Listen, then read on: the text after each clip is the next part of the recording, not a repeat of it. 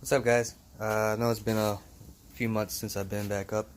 I decided to take a break from the car scene in general and paid off a lot of my debt. But I'm in a stable position to where I can afford to go ahead and get back into it, and I won't be dampened at all. Plus, I got me my daily car from Texas finally, so now I actually have a actual daily, reliable.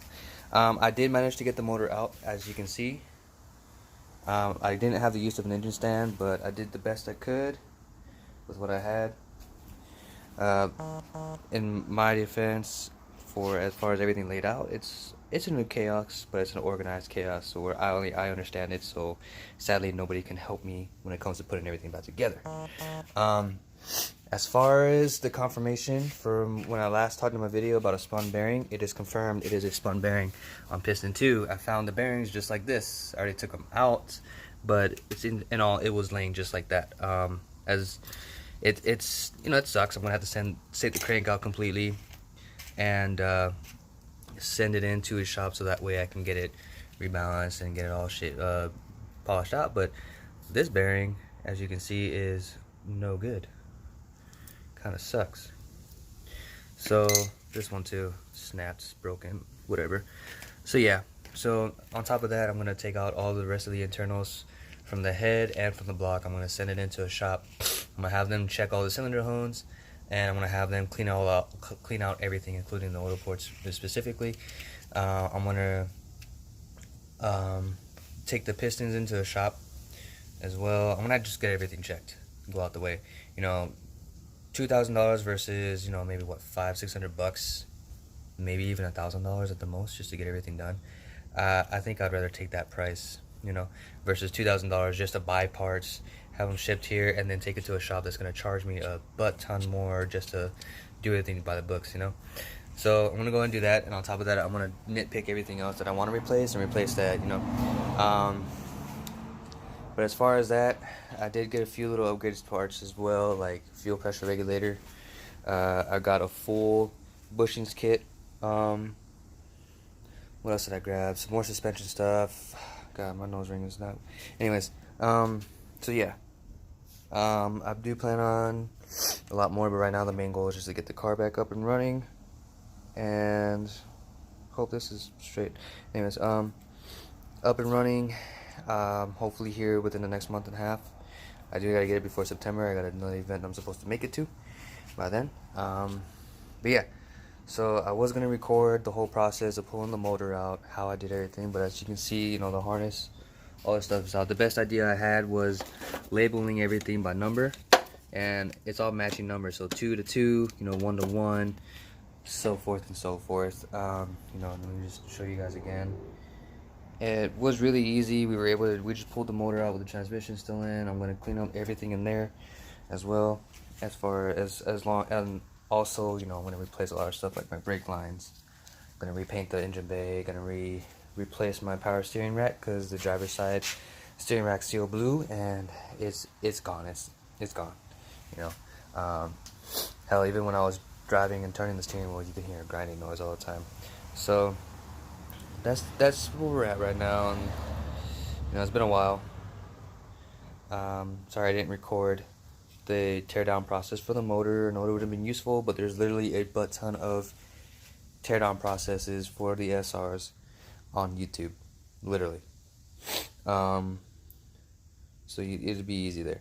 I'll try my best to record the rest of the stuff, but for now I can only do so much anyways. I had to do a lot. I'm gonna try and post as often as possible. It's gonna be hard. I still have a pretty busy life, with work, and then me and my girlfriend, we bought a puppy, so I got a lot to do with that. Getting him shots, all this other stuff. I didn't realize they were expensive. He's actually right here chilling outside with me. See, say hi, Sebastian. My little dude. Yeah. On top of that, I want to spend some money. I got you can't see it, but I got the hand done. I'm finishing up this sleeve. And then I'll be done for a little while. I want to continue focusing on the car again. I do got to buy a new intercooler because this one kind of got messed up. I don't want to talk about that either. But yeah, So big plans, so much time, so little time, so much to do still. If anybody has any tips though about going around not having to really go to a shop for the crankshaft, I do see a lot of people, they just do that what they do is they grab high grit sandpaper, like in the thousands, and they'll work their way up to it, you know, and it just polishes it back up and stuff like that. Like, you know, and it works. But I do want to do things by the book, you know, not by the book, but the right way. I don't want to have to worry about my motor again once I put everything back in. All my gaskets and seals are going to get replaced as well. I have the kit upstairs. What else is there that I had to do? I think that was it. I'm going to buy a new wiring harness as well, just to be safe. And then my backup motor is going to be a boosted KA. Just because I've always wanted to try it, and now I want to take that chance. And then after everything's said and done, the car is gonna, after the motor is complete, the car is gonna get a whole makeover pretty much. With the new wheels that I got as well, I'm gonna have to go 55mm wide body kit in the front, and I'm gonna go ahead and do in the rear. I'm gonna match the wheels.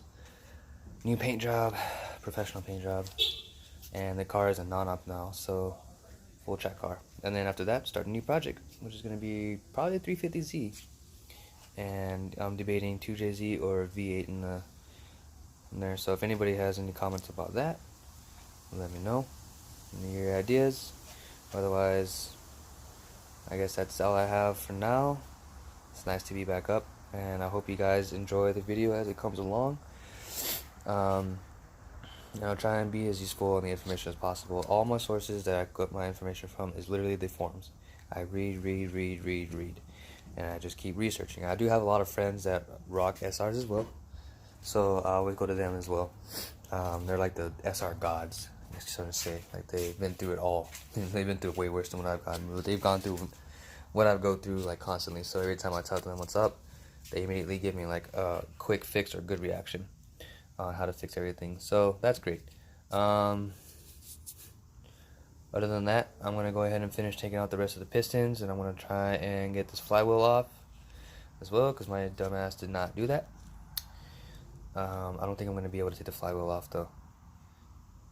I might be able to actually save the rest of that. I might actually just call it a day, and I'll save the rest of the removal stuff for tomorrow, and then I'll try and record that as well and get that up and loaded and go from there. Other than that, I will see you guys in the next video. Later.